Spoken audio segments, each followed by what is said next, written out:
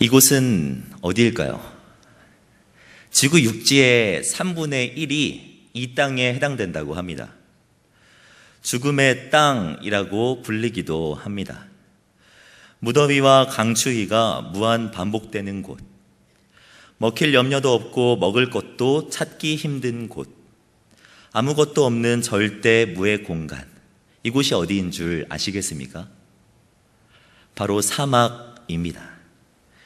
사막하면 떠오르는 동물이 있습니다. 바로 낙타이지요. 모든 동물들이 더 살기 좋은 곳으로 이동할 때 낙타만은 사막에서 꿋꿋이 살아남게 되었습니다.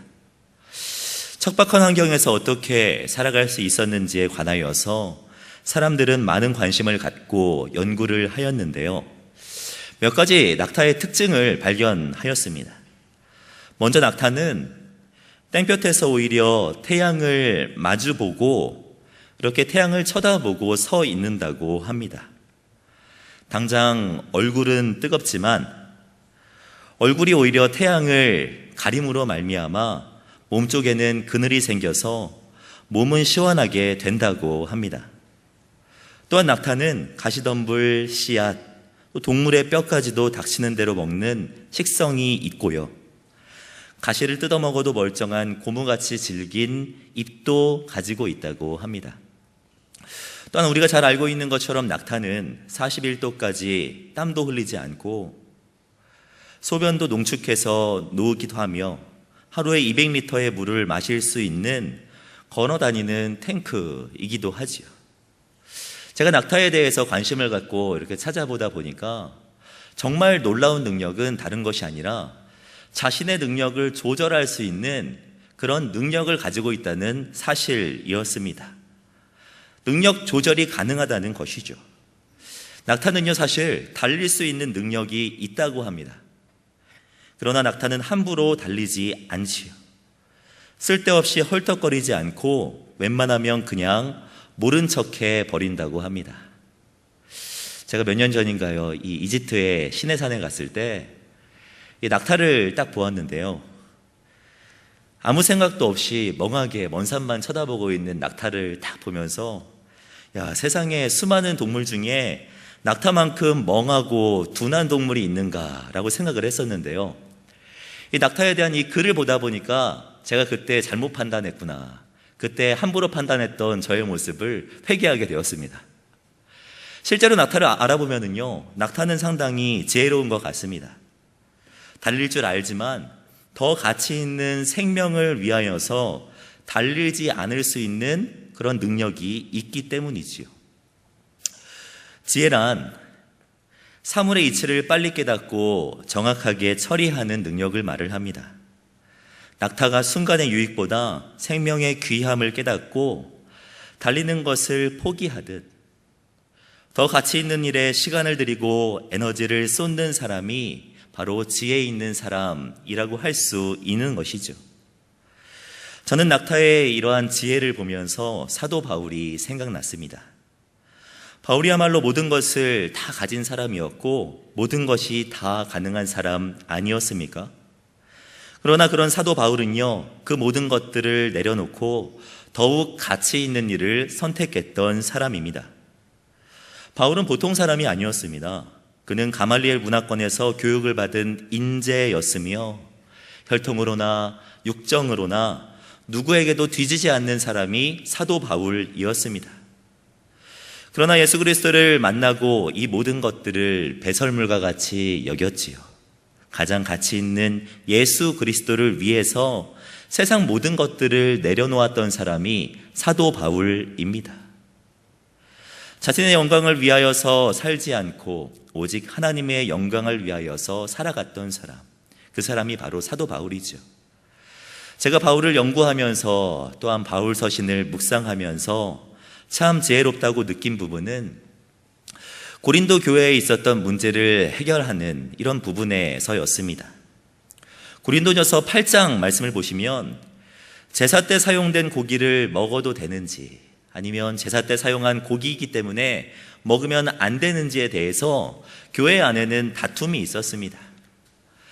믿음이 강했던 사람들은 고기야 무슨 상관이 있어 하면서 제사에 사용되었던 고기임에도 불구하고 그 고기를 먹어버렸고요. 믿음이 약한 자들은 그런 사람들을 보면서 실족하기도 하였지요. 이때 바울이 주장하는 것이 무엇입니까? 사도 바울은 지혜로운 대답을 내놓습니다. 고린도전서 10장 말씀을 보시면 모든 것이 가하나 모든 것이 유익한 것이 아니요 모든 것이 가하나 모든 것이 덕을 세우는 것이 아니라고 말씀하고 있습니다. 먹는 것 상관없다. 하지만 먹는다고 유익한 것은 아니다라고 말하는 것입니다. 믿음이 강한 자에게나 믿음이 약한 자에게 모두 답을 준 것 아닙니까?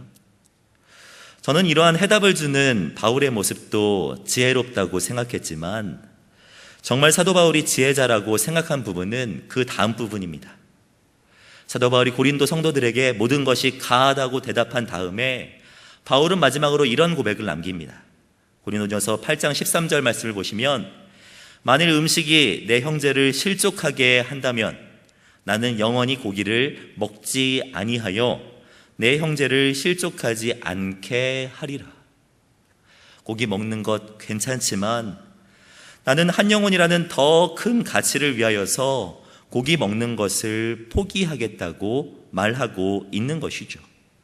사도 바울은 더 큰 가치를 위해 자신의 유익을 내려놓을 줄 아는 참된 지혜로운 사람이었던 것입니다. 그런 사도 바울이 오늘 본문을 통하여서 우리들에게 권면하는 것이 무엇입니까? 그것은 바로 여러분도 지혜로운 사람들과 같이 살라는 것입니다. 본문 15절 말씀은 이렇습니다. 그런즉 너희가 어떻게 행할지를 자세히 주의하여 지혜 없는 자같이 하지 말고 오직 지혜 있는 자같이 하여. 우리말 성경 버전에는요 더 직설적으로 표현되어 있습니다. 어리석은 사람들과 같이 살지 말고 지혜로운 사람들과 같이 사십시오. 여기에서 말하는 지혜는 세상적인 지혜와는 조금 차이가 납니다. 성경에서, 그 중에서도 신약 성경에서 말하는 이 지혜라고 한다면 기본적으로 하나님과 연결되어 있습니다. 하나님을 알고 그분의 뜻이 무엇인지 깨닫고 그 뜻대로 살아가는 것, 이것이 바로 성경에서 말하는 지혜입니다. 권위 있는 성경사전인 이 새 성경사전을 보면 서신서에 나오는 지혜에 대하여서 이렇게 설명하고 있습니다. 지혜란 구속에 있어서 하나님의 목적들을 깨달을 수 있고 하나님께 합당히 행할 수 있고 불신자들 앞에서 신중하게 행할 수 있도록 하기 위해 성도들에게 주어진 것이다. 바울이 지혜로운 자같이 살라는 것은 이와 같습니다. 하나님을 알고 그분의 뜻을 깨달으며 그 뜻대로 그의 생각대로 살아가라는 것, 이것이 바로 사도 바울이 말하는 지혜자의 삶이지요. 사람은 누구나 자기의 뜻대로 삶을 살아가기 마련입니다. 죄된 본성이 그렇습니다. 사람은 누구나 자기중심적인 사고를 하기 때문에 자신의 생각과 욕심, 자신의 뜻대로 살아가려는 경향이 우리들에게 있습니다. 그러나 지혜로운 사람은 다릅니다. 자신의 뜻이 아니라 하나님의 뜻, 자신의 생각이 아니라 하나님의 생각대로 살아가려고 하지요. 이러한 맥락 속에서 볼 때 다윗은요 참 지혜로운 사람이었다고 생각합니다. 신약에서 바울이 지혜로운 사람의 대표적이었다면 구약에서는 다윗이라고 말할 수 있습니다. 우리가 잘 아는 것처럼 다윗의 삶 속에는 참 많은 어려움이 있었습니다. 시편에 있는 다윗의 시들을 보면은 반복되는 표현들이 등장하는데 그 표현은 바로 내가 고통 중에 있나이다 또는 나의 뼈가 새하도소이다 라는 이런 고통스러운 그런 고백들이 반복해서 드러나는 것을 볼 수가 있습니다. 다윗을 힘들게 한 수많은 사건 중에서도 가장 이 다윗을 힘들게 했던 사건이라고 한다면 그것은 바로 사울왕에게 쫓겼을 때일 것입니다. 다윗은 사울왕에게 쫓기면서 사실 사울 왕을 죽일 기회도 있었습니다.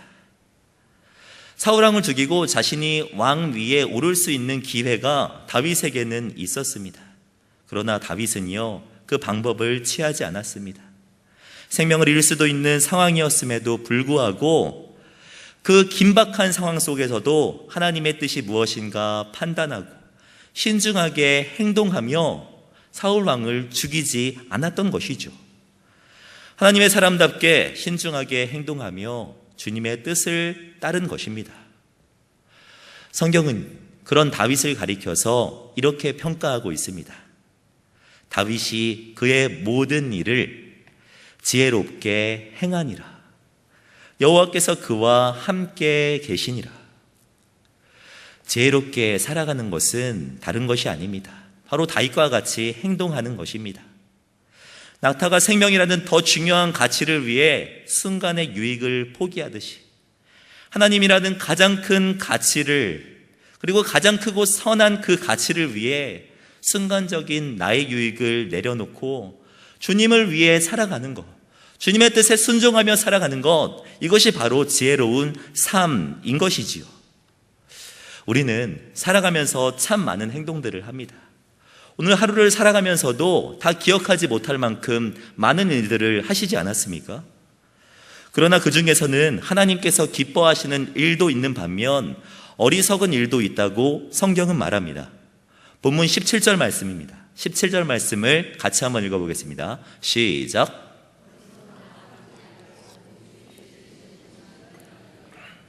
어리석은 자가 되지 말고 오직 주의 뜻이 무엇인지 분별해서 그대로 행하라고 말씀하고 있는 것이죠.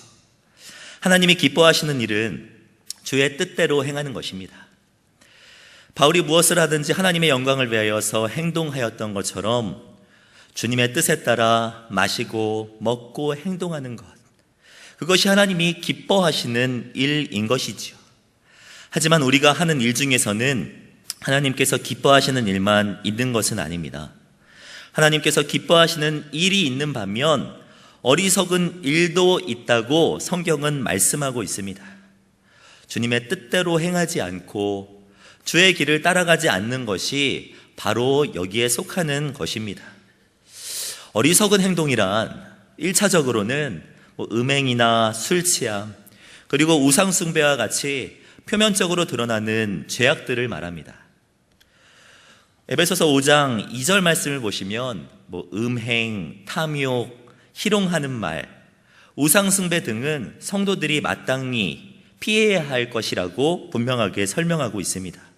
이런 것들을 내려놓아야 한다고 바울은 이야기하고 있는 것이죠. 또한 어리석은 행동 중에서는 표면적으로 드러나지는 않지만 그 목적이나 방향이 잘못된 것들도 있습니다. 초대교회의 아나니아와 삽비라 부부가 그렇지 않았습니까? 자신의 땅을 팔아 교회를 위하여서 헌신하려고 하였던 아나니아와 삽비라이지만 그 뜻과 방법이 잘못됨으로 인하여서 좋지 않은 결과를 냈던 사람들이 바로 이 아나니아와 삽비라 아닙니까? 우리는 나 자신이 하는 행동이 과연 하나님께서 기뻐하시는 일인지 날마다 돌아볼 필요가 있습니다. 가정에서, 일터에서, 그리고 교회에서 많은 일들을 감당하지만 그것이 과연 하나님께서 보시기에 어리석은 행동은 아닌가, 날마다 돌아보며 경계심을 가지고 살아가야 하는 것이죠. 마태복음 25장에 나오는 달란트 비유가 이를 잘 설명해주고 있습니다.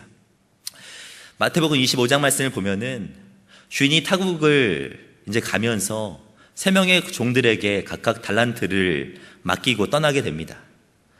어떤 종에게는 5달란트, 어떤 종에게는 2달란트, 어떤 종에게는 1달란트를 맡기고 떠납니다. 각각 자신이 옳다고 하는 행동들을 하게 되지요. 5달란트 받은 종은 나가서 장사하여서 이익을 남깁니다. 2달란트 받은 종도 나가서 그와 같이 합니다. 그러나 1달란트 받은 종은 자신의 편함을 위해서 달란트를 땅에다 감추어 둡니다. 각자가 생각한 대로 옳은 일을 한 것입니다. 그러나 주인이 다시 왔을 때 앞에 2 종은 착하고 충성된 종이라는 칭찬을 받지만 마지막에 1달란트 받은 종은 꾸중을 듣고 모든 것을 잃게 되지요. 한 달란트 받은 종의 입장으로 보았을 때 그도 사실 자신이 생각하기에 옳은 일을 한 것입니다. 하지만 그것은 자신의 유익을 위한 일이었지 주인의 뜻대로 한 일이 아니었다는 점이 문제인 것입니다. 사랑하는 성도 여러분, 우리는 어떻습니까? 자세히 주의하여 주의 뜻을 따라 살아가고 계십니까? 아니면 내 뜻과 내 생각대로 살아가고 계십니까? 바라기는 어리석은 종과 같이 되지 마시고 하나님의 뜻대로 살아가 주님 앞에 설 그때 착하고 충성된 종이라고 칭찬받는 저와 성도님들이 되시기를 주님의 이름으로 축복합니다. 우리가 살아가는 삶은 긴 것 같아도 그렇지 않습니다. 바울은 분명하게 말합니다. 16절 말씀을 보시면 세월을 아끼라 때가 악하니라 라고 말씀하고 있지요. 여기에서 이 세월을 아끼라는 이 표현은 에스고라조라는 이 단어로서 본래는 이 값을 주고 사다 또는 속량하다라는 이 뜻을 가지고 있습니다. 이 단어는 사실 갈라디아서에서 대부분 사용되었는데 모두 대상이 사람에게 사용된 단어입니다. 사람들을 구원하였을 때 구원사적인 그런 의미에서 이 단어를 사용하였지요. 세월을 아끼라고 권면하면서 다른 단어를 사용하지 않고 이 단어를 사용하고 있는 것은 예수 그리스도께서 우리를 속량하신 것처럼 우리도 시간을 속량해야 한다는 의미입니다. 단순히 시간을 지혜롭게 사용하라는 말이 아닙니다. 어리석은 일을 하는데 사용되는 이 시간을 건져내라는 것입니다. 허망한 데 쓰는 시간을 사서 주님께서 기뻐하시는 일을 하는데 사용하라는 권면의 말씀인 것이죠. 어디를 지나가다 보니까 이러한 표현이 있더라고요. 사랑할 시간도 없는데 어떻게 미움을. 바울의 표현이 이와 같은 것입니다. 주님을 위해 일할 시간도 없는데 어떻게 어리석은 일을. 우리는 살아가면서 누구나 똑같이 하루에 24시간을 선물로 받아 사용합니다. 하지만 영적 분별력을 가진 자는 시간에 대한 바른 태도를 갖고 살아가게 되지요. 하나님의 뜻을 발견하고 실천하기 위해 시간을 최대한 선용하게 됩니다. 우리는 우리의 시간을 선용하고 있습니까? 존 파이퍼 목사님의 삶을 허비하지 말라라는 이 책을 보면 한 번뿐인 인생, 가치 없는 것들을 붙잡고 그렇게 살지 말고 가장 가치 있는 일을 위해 살아갈 것을 권면하고 있습니다. 이 책을 보면 이 시간을 잘 사용했던 사람의 모델로서 조나단 에드워즈 목사님을 제시하고 있는데요. 이 에드워즈 목사님은 54세의 생을 마감할 때까지 그야말로 삶을 허비하지 않으려고 노력했던 사람이었다고 말합니다. 그가 하나님의 영광을 위한 삶을 견고히 하려고 기록한 결심 가운데에서 몇 가지를 보면 이렇습니다. 결심 5번째를 보면 절대로 한순간도 낭비하지 않겠으며 최대한 유익하게 활용하겠다. 6번째는 살아있는 동안 온 힘을 다해 살겠다. 17번째는 죽는 순간에 그렇게 살았으면 좋을 텐데 라고 바라게 될 그대로 살아가겠다. 마지막은 한번 같이 읽어주시겠습니까? 시작. 누릴 행복을 최대한 쌓기 위해 내가 생각하거나 노력할 수 있는 모든 방법으로 나의 모든 힘과 능력과 활력과 열의와 만력까지 다하겠다. 우리는 무엇을 위해 시간을 쏟고 계십니까? 하나님과 그의 영광을 위하여서 에너지를 얼마나 드리고 계십니까? 주님이 우리를 속량하신 것과 같이 우리의 시간을 악한 데 사용하지 마시고 주님을 위하여서 살아드리는 저와 성도님들 되시기를 주님의 이름으로 축복합니다. 옆에 계신 분에게 한번 인사해 보시겠습니까? 지혜롭게 사십시오. 한 번 더 인사해 보시겠습니까? 세월을 아끼십시오. 지혜롭게 살아가는 것, 또 주님의 뜻대로 살아가는 것은 사실 내 힘으로 가능한 것은 아닙니다. 지혜롭게 살아가기 위해서는 성령 충만함이 필요합니다. 바울은 성도들로 하여금 지혜롭게 살아가라고 권면하면서 이어서 18절 말씀에 이렇게 말씀하고 있습니다. 18절 말씀을 보시면 술 취하지 말라 이는 방탕한 것이니 오직 성령으로 충만함을 받으라. 지혜로운 삶을 살아가기 위해서는 성령 충만함이 있어야 한다고 말씀하고 있는 것입니다. 본문에서 말하는 이 성령 충만함을 받으라는 이 말은요, 명령형의 단어입니다. 해도 되고 안 해도 되는 선택의 문제가 아니라 성도라면 반드시 해야 될 것, 마땅히 해야 할 것, 필수적인 것이 성령 충만함을 받는 것이라는 말입니다. 또한 이 성령 충만함을 받으라는 이 말은 현재 시제로 되어 있습니다. 사실 이 헬라어를 보면은 명령형에는 이 두 가지가 있습니다. 첫 번째는 단회적인 행동을 말하는 이 단순 과거형이 있고요. 또한 계속되는 행동을 말할 때 사용하는 현재 명령형이 있습니다. 예를 들어 예수님이 가나의 혼인잔치에서 종에게 야 가서 항아리에 물을 채우라 라고 명령하셨을 때 그 단어가 바로 단순 과거 명령형입니다. 예수님이 항아리에 물을 채우라고 말씀하실 때 단회적인 사건으로서 단 한 번만 채울 것을 염두에 두고 그렇게 명령하신 것이죠.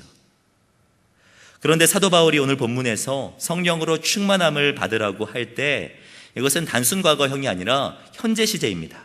현재 명령 시제를 사용하고 있죠. 이것이 무엇을 의미합니까? 성령 충만하게 되는 것은 단회적인 것이 아니라 계속적으로 우리의 삶 가운데 일어나야 하는 것이라는 것을 의미하는 말입니다. 성령의 내주하심은 단번에 일어나지만 그러나 우리의 삶 가운데 성령의 내주하심으로 만족할 것이 아니라 매일의 삶 속에서 성령의 충만함을 위해 계속해서 간구하며 나아가야 하는 것은 우리가 평생 동안 해야 할 것입니다. 본문에서의 술 취함과 성령 충만함을 연결하여서 설명하는 것은 술 취함과 성령 충만은 유사한 점이 있기 때문입니다. 어떤 사람 중에 이 본문에 술 취하지 말라는 이 표현을 근거로 들면서 성경에서 술 마시지 말라고 하지 않고 술 취하지 말라고 했으니까 그래 나는 술 취하지 않을 때까지만 마시면 되겠다라고 말하는 사람이 있는 것 같습니다. 그런데 이것은 술을 잘못 이해한 것이죠. 술이란 한 잔 마시면 어떻게 됩니까? 한 잔만큼 취하게 됩니다. 두 잔을 마시면 두 잔 마신 만큼 취하게 되는 것입니다. 그리고 자신을 통제하지 못하는 수준까지 이르게 되었을 때 저 사람 완전히 취해버렸네 라고 말하게 되는 것이죠.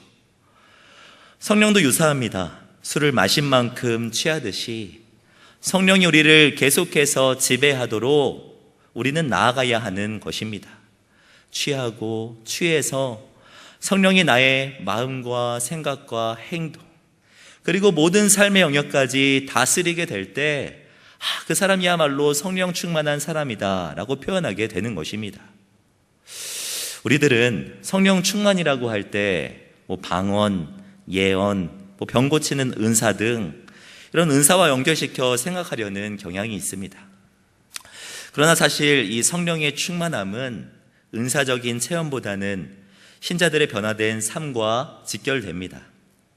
성령 충만하면 방언도 하던 사람이 예언도 하게 되고 또 예언도 하는 사람이 병도 고치게 되는 이런 것이 아니라 성령에 충만하게 되면 변화된 삶이 나타나게 되고 나 스스로 끊을 수 없던 죄된 습관들이 내려놔지게 되며 나 혼자 할 수 없었던 그런 선한 일이 성령으로 말미암아 하게 되는 것, 가능하게 되는 것, 이것이 바로 성경에서 말하는 성령 충만한 모습인 것이죠. 로마서 8장 말씀을 보면 이 점을 분명하게 설명합니다.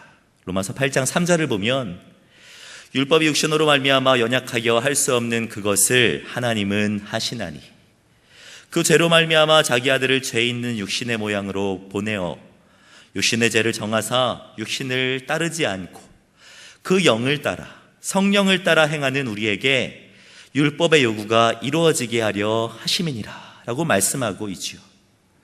여기에서 말하는 것은 정리하면 세 가지입니다. 우리는 연약하여서 율법대로 살 수 없다. 따라서 우리는 율법을 통하여서 하나님의 일들을 할 수 없는 무능한 상태였다. 그래서 하나님은 그의 아들을 보내 육신으로 말미암아 육신의 죄를 정하여 주셨고 성령을 쫓아 행하는 신자들에게 율법의 요구를 이루게 하셨다라는 것이죠. 연약하여 할 수 없는 죄 극복이지만 예수 그리스도 안에서 성령을 따라 나아갈 때 그 죄 극복이 가능하다는 말씀인 것입니다. 성령께서 하시는 많은 역사들이 있지만 그 중에 핵심은 우리로 하여금 죄의 세력을 극복하게 하는 데 있습니다. 우리 마음속에 죄를 싫어하는 마음을 주시고 반대로 선을 행하도록 지혜를 허락하여 주시는 것. 그래서 죄의 습관을 끊고 주님의 뜻대로 살아가게 하시는 것. 이것이 바로 성령 충만한 모습이며 성령의 역사이지요. 에베소서 5장에서 사도 바울이 말하는 것도 이와 다르지 않습니다. 바울은 성령으로 충만함을 받을 것을 권면하면서 19절 이하에 이렇게 말하고 있습니다. 시와 찬송과 신령한 노래들로 서로 화답하며 너의 마음으로 주께 노래하며 찬송하며 범사의 우리 주 예수 그리스도의 이름으로 항상 아버지 하나님께 감사하며 그리스도를 경외함으로 피차 복종하라. 우리가 보고 있는 이 개역개정 성경에는 잘 드러나 있지 않지만 사실 이 18절 말씀과 19절 이하의 말씀은 하나로 연결된 문장입니다. 18절에서 성령 충만을 받으라고 강하게 권면했다면 19절 이하의 말씀은 성령 충만을 받았을 때 일어나는 그런 결과들을 설명하고 있는 말씀인 것입니다. 성령 충만하면 어떠한 결과가 일어납니까? 5가지로 정리를 할 수가 있는데 시와 찬송과 신령한 노래들로 화답하게 되고 성령 충만하면 마음으로 주께 노래하게 되며 성령 충만하면 찬송을 하게 된다고 합니다.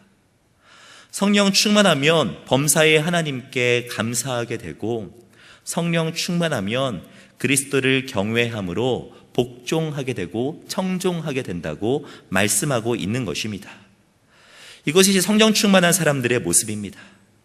음주 가무를 즐기던 사람이 하나님을 찬송하게 되며 불평과 불만이 쌓여 있던 사람이 성령 충만하면 범사에 감사할 수 있게 됩니다. 세상을 따라 어리석은 행동들을 하던 사람이 그리스도를 경외함으로 말씀에 청종하며 살아가게 되는 것, 이것이 바로 성령의 능력인 것이죠. 기독교의 역사를 보면 성령의 역사는 늘 성도들의 삶의 변화를 가져왔습니다. 1904년에 웨일즈에 큰 부흥이 일어났었는데 웨일즈에 큰 부흥이 일어났을 때 동네 당나귀가 가장 큰 은혜를 입었다는 이야기가 있습니다. 평소에 당나귀가 사람들에게 엄청나게 구박을 받으며 살았는데 사람들이 화나는 일이 있으면 한 대씩 때리고 부부싸움하며 와가지고 당나귀를 막 걷어차고 윗사람에게 욕을 들으면은 당나귀에게 가서 이 분풀이를 한 것입니다. 그런데 이 웨일즈 지방에 부흥의 역사가 일어나고 사람들이 성령 충만하게 되자 가장 큰 은혜를 받은 사람, 수지 맞은 동물이 당나귀였다고 합니다. 왜 그렇습니까? 자기를 구박하던 사람이 성령 충만하더니 자기를 붙잡고 회개하면서 용서해달라고 했다고 합니다. 또 심지어 어떤 사람은 머리에 손을 얹고 기도해 주기까지 하기도 했다고 합니다. 웨일즈까지 가지 않아도 우리나라에서도 이와 비슷한 일이 일어났던 적이 있습니다. 바로 1907년 평양 대부흥 운동 때 일이지요. 100년 전 이 땅에 성령으로 말미암아 부흥 운동이 일어났을 때 사람들의 삶 속에 큰 변화를 가져왔다고 합니다. 당시 이 조선 땅을 보았던 이 북감리교 선교사인 해리스 선교사님은요, 볼티모어 이 미국 땅에 가서 북감리교 총회가 있었을 때 조선 땅의 변화에 대해서 이렇게 보고를 했다고 합니다. 보고의 내용을 보면 이 부흥 운동의 효과는 전적으로 훌륭했습니다. 즉 교회의 신앙 수준이 더 높아졌고 미리 자상한 성경 교육이 있었으므로 광신은 거의 없었고 정신 이상 같은 결과는 하나도 없었고 수천 명의 신도가 올바른 마음의 자세를 세웠고 다수인에게 성직의 소명을 받게 하였고 그보다도 더 많은 교회들이 성경 말씀을 공부하기 위해 무려 2,000명의 대집회가 한 장소에서 거행되었으며 수천 명이 글 읽기를 배우고 기독교를 알아보려고 문의하며, 그 다음이 중요합니다.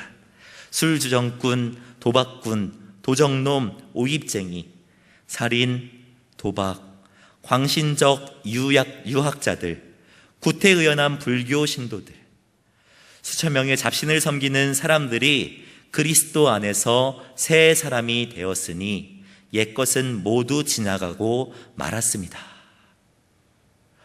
성령의 역사로 말미암아 조선에 있던 수많은 사람들의 삶 가운데 변화가 있었다는 그런 보고 아닙니까? 웨일즈 부흥운동 때 삶의 변화가 일어났고 평양에서도 변화의 역사가 있었듯 지금도 우리의 주변에는 성령으로 말미암아 크고 작은 변화들이 일어나고 있습니다. 어떤 사람은 미워하는 사람을 사랑하게 되고 어떤 사람은 성령 충만함으로 평생 붙들었던 우상을 내려놓게 됩니다. 어떤 사람은 나 자신을 위해 시간을 보내며 살아가던 사람이 성령 충만하여 선교를 위해, 주님을 위해 시간을 들이며 살아가고 그렇게 변화받은 사람들도 있지요. 사랑하는 성도 여러분, 우리는 성령 충만하여서 어떤 변화가 나타났습니까? 우리 가운데는 과연 성령으로 말미암아 변화가 나타나고 있습니까? 성령 충만하시기 바랍니다. 바울의 권면과 같이 성령 충만함으로 말미암아 하루하루를 주님의 뜻대로 살아가시는 저와 성도님들 되시기를 주님의 이름으로 축복합니다. 어리석은 행동들은 계속해서 내려놓으시고 주님의 뜻대로 하나하나 붙잡고 살아감으로 말미암아 주님 앞에 섰을 그때, 주님 다시 오셨을 그때 참 지혜롭게 살았구나 칭찬받는 저와 성도님들 되시기를 주님의 이름으로 축복합니다. 기도하겠습니다. 사랑하는 주님, 우리를 주님의 자녀요 하나님의 백성 삼아주신 은혜에 감사드립니다. 성령 충만하게 하시고 매일의 삶 속에서 주님의 뜻대로 살아갈 수 있도록 도우시고 인도하여 주시옵소서. 우리는 연약하여서 넘어지기 쉽습니다. 이겨낼 힘을 주시고 붙들어 주셔서 다윗과 같이, 사도 바울과 같이 범사의 지혜로운 자가 되게 하여 주시옵소서. 감사드리며 우리를 구원하신 주 예수 그리스도의 이름으로 기도드립니다.